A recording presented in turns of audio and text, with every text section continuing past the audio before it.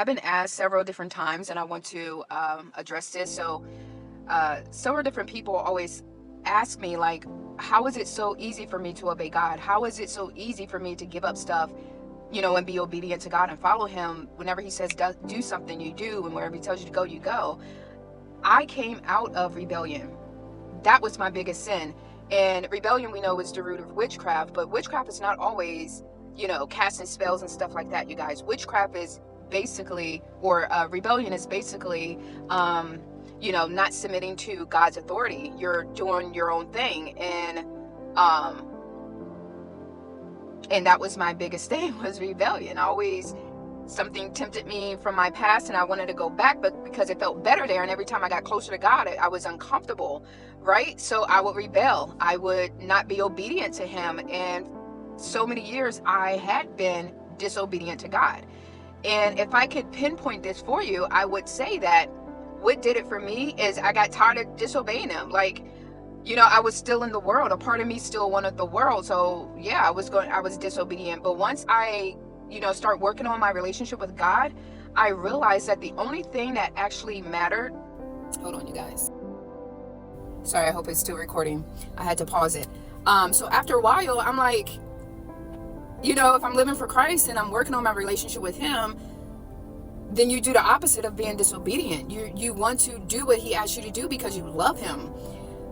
Because you want to do right by Him, because you respect Him, because you in awe of Him, and you don't want to do anything that's gonna, disrespect Him or anything like that. Like, my respect for God had increased. I'm like, if this is someone that I say I'm submitted to, and this is someone that I say that I love, and if this is someone that I am claiming to live for, if this is someone that I am wanting to reflect and wanting other people to do the same, then I can't be disobedient. It just don't go together. Like, we all know that, obedience is God's love language. So me being in rebellion, Him and I weren't on the same page. We weren't speaking the same language. Like, He was speaking one thing and I'm speaking another and doing another. But now that I'm following Christ and now that I'm submitted to God, we're on the same wavelength. We're speaking the same language, right? He says, say, I say. He say, do, I do. He says, go, and I go. Like, there is no in between. There is no, Lord, let me think about it. There is no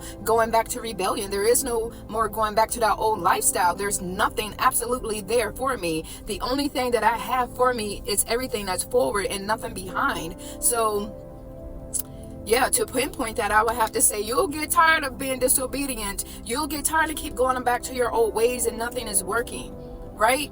You love the world. We love the world, but the world doesn't love us back. But when we love God and do things for Him, He loves us. Like, He fills every void in our life. Like, I can't even imagine going back, right, to where He delivered me from. I had to get delivered from rebellion. That thing had a grip on me.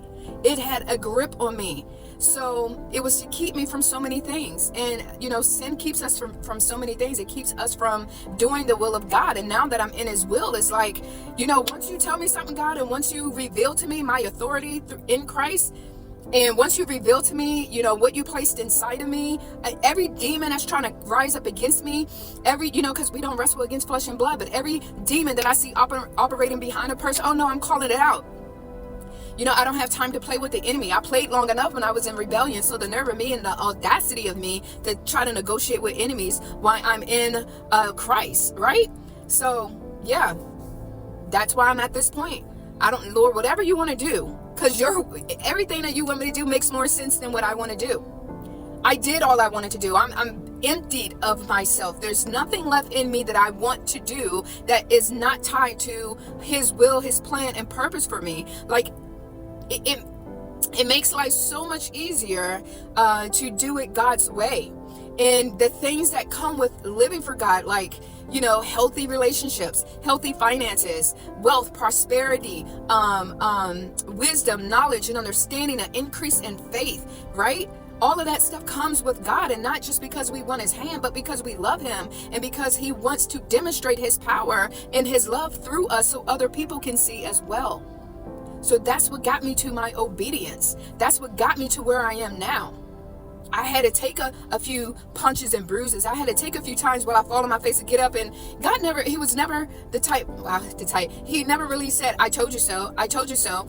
I'll do something. He tells me I'll do something opposite of that. I get up and I'm like, dang, I should have did X, Y, Z. That was his way of confronting me, right? And even the conviction, it was almost like when I was in the world, I tried to do the bare minimum to not irritate God. But the fact that I was in the world was enough, if that makes sense. I'm sure y'all can relate.